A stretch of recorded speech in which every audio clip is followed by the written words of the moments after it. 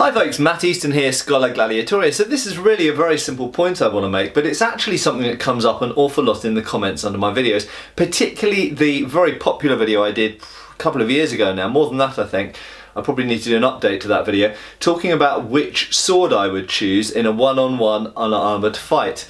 And a lot of the comments boil down to, oh, I think X weapon is best, and so that's what I would choose. And it has to be said, that was the premise of that whole video. That was, you know, I said if you had to choose one sword, what would you choose? That's absolutely fine. But then there are a lot of comments that kind of sway more onto the kind of side of saying that I think X weapon is best, and I would beat these other weapons with whatever that weapon is. For example, katana. If people say, I think the katana is the best kind of sword, so I think that someone who is trained with a katana could beat all other swords people. Okay? Now the point I really want to make is, whilst there are different strengths and weaknesses to swords or any other weapons, you know, pistols for example, there's differences between a Beretta 92F and a Glock 17 and a whatever, a Colt 1911, whatever you want to use as a comparison,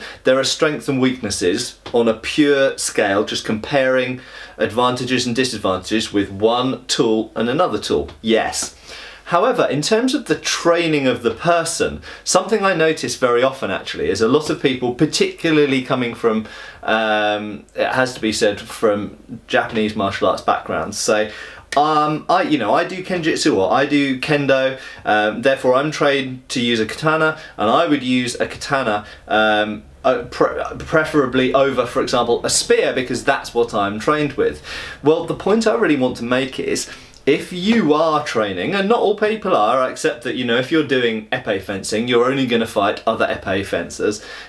For most people, if you're doing longsword in a sporting context today, if you're going to enter longsword competitions, by and large, you're only going to come up against other people using longsword, because most longsword competitions only allow longsword.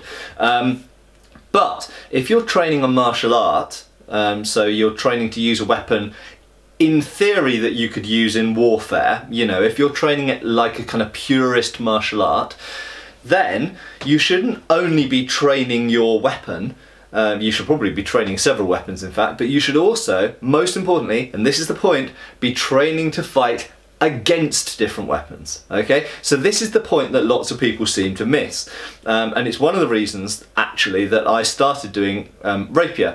Is actually I initially started fighting against rapier because I'm primarily focused on saber. I used to be mostly focused on longsword, then for a long period of time I was mostly sort of half and half longsword and saber, and now I'm mostly saber. And I liked the idea of training to use my saber such that if I went to a fantasy setting, like, you know, a sort of John Carter, Princess of Mars type setting, and my only weapon was a saber, I would feel like I could use that saber fairly proficiently against spears, rapiers, bayonets, clubs, knives, whatever, yeah? And that I could use that weapon against a variety of opponents. Now, I think a lot of people underestimate how important it is, if you want to be able to do that, to train against those other weapons, okay? If you've never fought against a spear with a sword, then being honest, it kind of almost doesn't matter how good you are with that sword, you're probably going to be mincemeat against the person with the spear. Unless they're a total noob or just really rubbish at fighting. If they've got any kind of fighting skill whatsoever and you've got a sword and they've got a spear, probably they're going to win. Okay, so you better get your head around that, and if you want to change that status quo, you need to start training to fight against spears, and I would suggest to use spears as well. Because of course learning to use a weapon helps you appreciate its strengths and weaknesses, so when you come to fight against that weapon and try and defeat that person using that weapon, it makes it easier if you to have that insight of what it is like being on the receiving end, as it were. So fundamentally it's really, really important, if you want to do a complete martial art and train your weapon, if it's katana or longsword or whatever, if you want to think of yourself as a really awesome longsworder or a really awesome katana user, whatever a katana user is called, a kendoka if it was kendo, but I don't know what a katana user is called, then you need to practice with that weapon in lots of different situations. And of course this is partly covered if we look at Kenjutsu, for example, the traditional form of using the Japanese sword. They do indeed use the sword against the Naginata, against the Yari, and against, in Iaido for example, they do it against multiple attackers and all of this kind of situation. As another basic comparison, if you're training street self-defense, I would suggest that it's really, really important that as well as doing whatever you're doing, your bits of kickboxing or your Brazilian Jiu-Jitsu, your MMA type stuff, whatever you're doing in addition to that, also think about the combative side as well and being attacked with weapons, assuming that you don't have a weapon.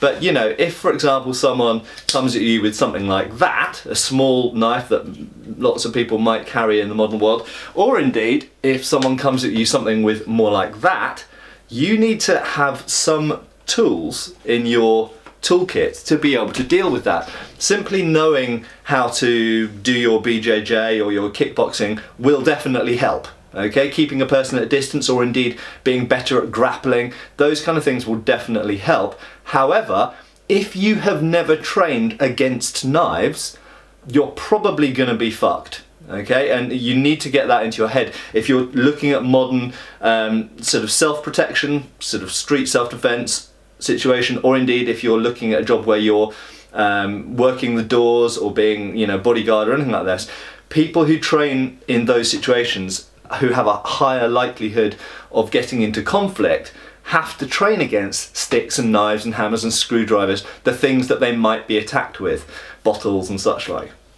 So just the same, if we're training a traditional martial arts, it's very, very important if you're training a full and complete martial art to not just do longsword against longsword all the time, or saber against saber, or rapier against rapier all the time. If you're a rapierist in the 17th century, a person using a rapier has to know how to fight against polearms, or indeed fighting against a knifeman who tries to stab you at very close range while your sword's in the scabbard, or how to fight against someone using a backsword or a cutlass or whatever. So, simply to sum up, if you are looking at the skill in your weapon art and you want to compare that in a sort of battlefield or street fighting situation, it's very important that you recognise that you need to train to fight against different opponents. It's not just about how good you are with a katana, or how good you are with a longsword, or how good you are with a rapier. It's how good you are at facing different types of opponent. And if you're not used to fighting a different type of opponent, you generally won't do as well probably as you think you will. You might do fine. You might do fine, but if you've trained to fight different types of attackers, you will certainly be better at fighting different types of attackers. Cheers folks! Thank you for watching. Please subscribe, follow us on Facebook. You can buy t-shirts through Spreadshirt, support us on Patreon, or follow us on Pinterest. Thank you.